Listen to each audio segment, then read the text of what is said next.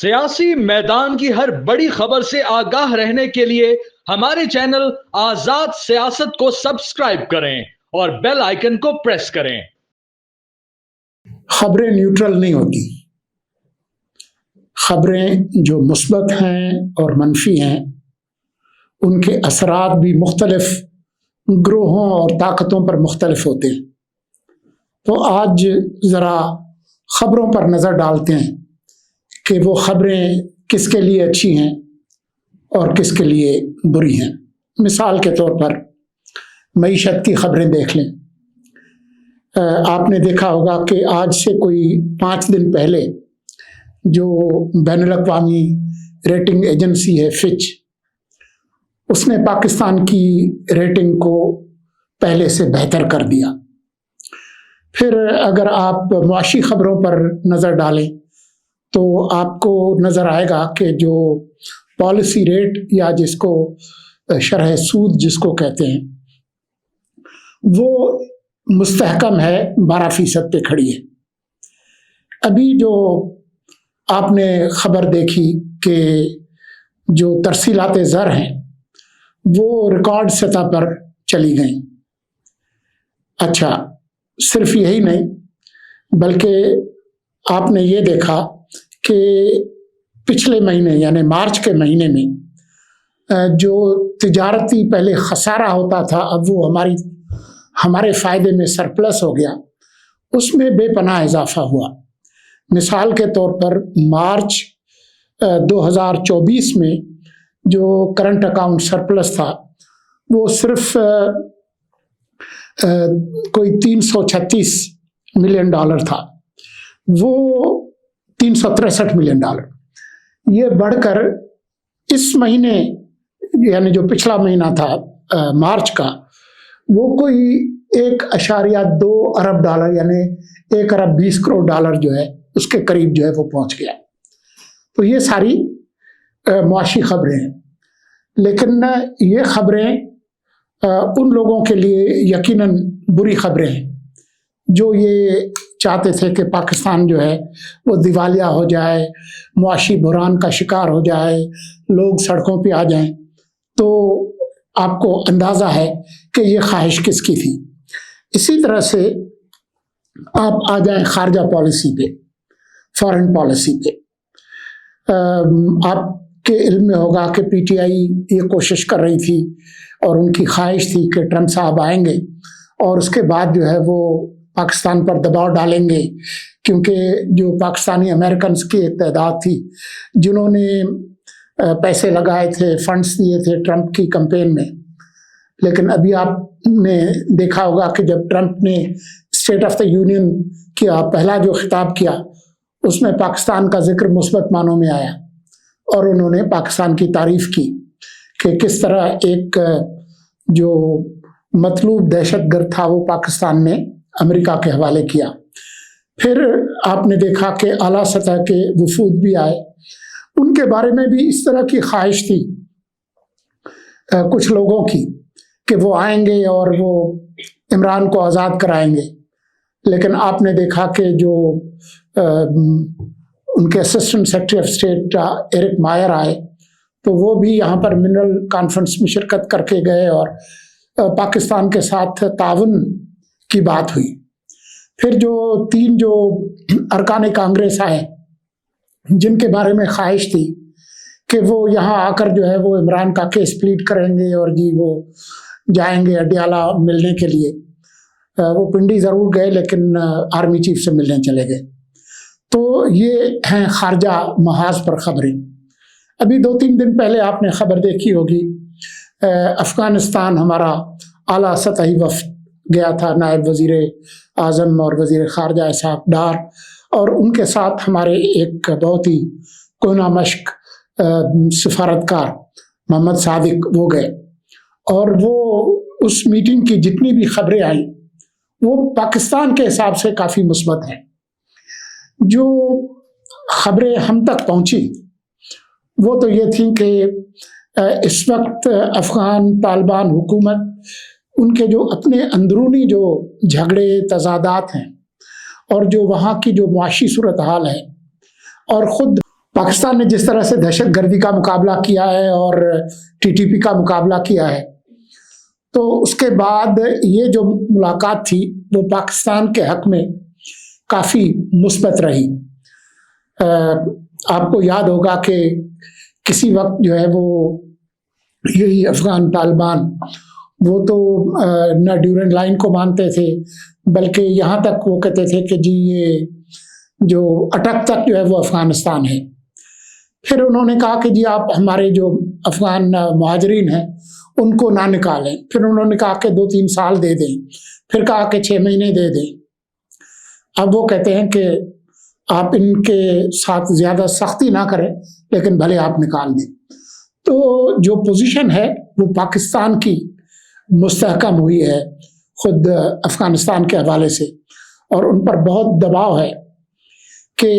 وہ TTP کی مدد نہ کریں، BLA کی مدد نہ کریں۔ اگلے آنے والے جو چند ہفتے اور مہینے ہیں اس میں ہم دیکھتے ہیں کہ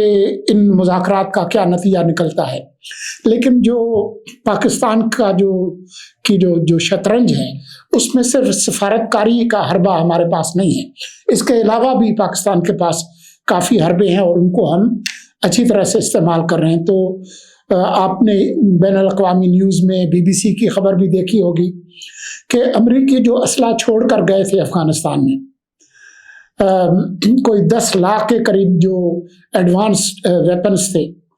ان میں سے آدھے جو ہے افغان طالبان نے مختلف دہشت گرد گروہوں کو بیچ دیے۔ اب اس کا بھی دباؤ جو ہے وہ افغان طالبان پر آیا ہے۔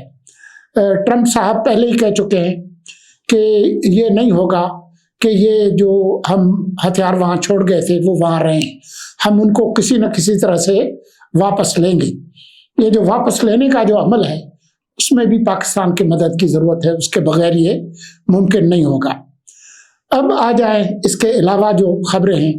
کہ جی وہ عید کے بعد جو انقلاب برپا کرنا تھا PTI نے، اور ایک بہت بڑا گرینڈ ایک حزب اختلاف کا اتحاد بننا تھا۔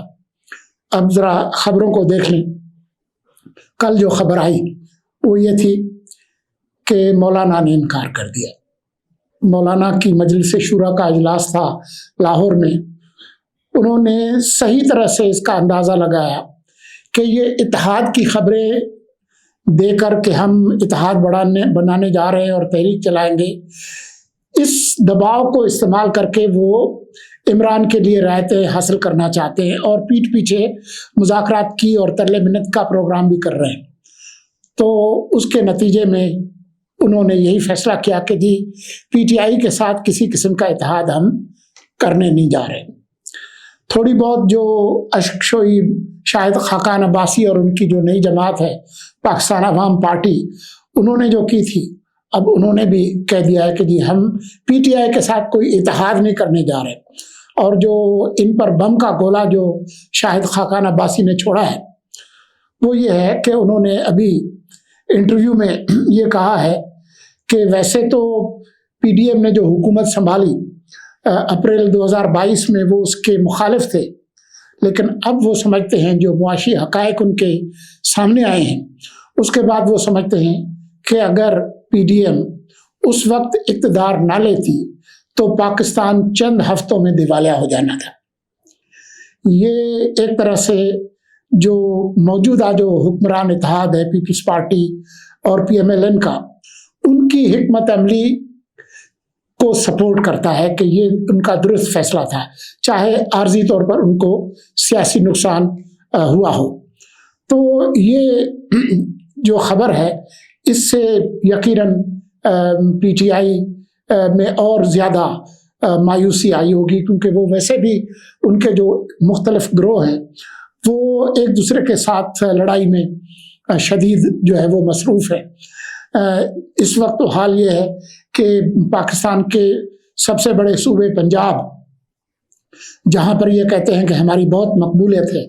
اس کی صدر جو ہے وہ عالیہ حمزہ کئی دنوں سے گرفتار ہیں اور ان کے لیے 10 بندوں کا مظاہرہ بھی نہیں ہوا۔ تو یہ جو خبریں ہیں،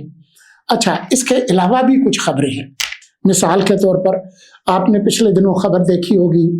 مینگل صاحب بہت احتجاج کر رہے تھے، وہ اپنا دھرنا اور احتجاج لپیٹ کر یہاں سے چلے گئے۔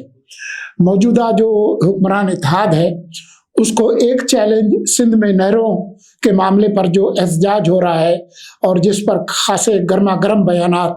پیپلز پارٹی دے رہی تھی، اس کی جو خبر ہے کل کی لاہور کی جو اعلیٰ سطحی اجلاس ہوا ہے مسلم لیگ نون اور پیپلز پارٹی کا، وہ اس نتیجے پر پہنچے ہیں کہ ہم مذاکرات کے ذریعے اس مسئلے کو کسی نہ کسی طرح سے حل کریں گے۔ اس کے بعد شاید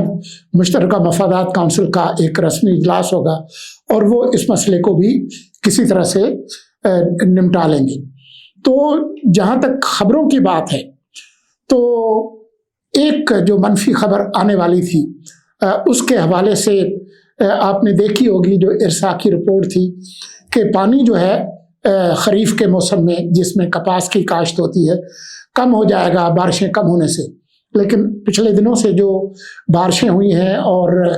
جو برف پگھلی ہے، جو گلیشیئرز جو پگھلے ہیں خاص طور پر گلگت بلتستان میں، تو آج کی جو رپورٹ ہے پانی کے حوالے سے جو کئی اخباروں میں چھپی ہے وہ یہ ہے کہ پہلے جو اندازہ تھا کہ کوئی 2/3 پانی کم ہوگا، اب وہ صرف 1/3 کم ہوگا کیونکہ بارشیں ہوئی ہیں اور اب مزید بارشیں ہونے والی ہیں۔ تو یہ جو مسئلہ تھا وہ بھی ایک طرح سے قدرت کی مہربانی ہوئی ہے اس ملک پر۔ تو جو آخری بات ہے وہ یہ ہے کہ بظاہر جو ہے جو خبریں ہیں ان کا کوئی جھکاؤ کسی طرف نہیں ہوتا، لیکن جو ہمارے ہاں جو سیاسی اکھاڑا ہے اس میں جو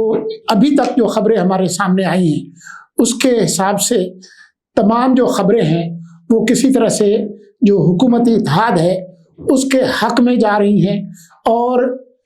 حکومتی اتحاد کو جو سب سے بڑا جو چیلنج ممکن تھا پی ٹی آئی کی طرف سے، وہ خود جو ہے وہ بکھر رہی ہے، ان کے جھگڑے آپس میں بڑھ رہے ہیں، اور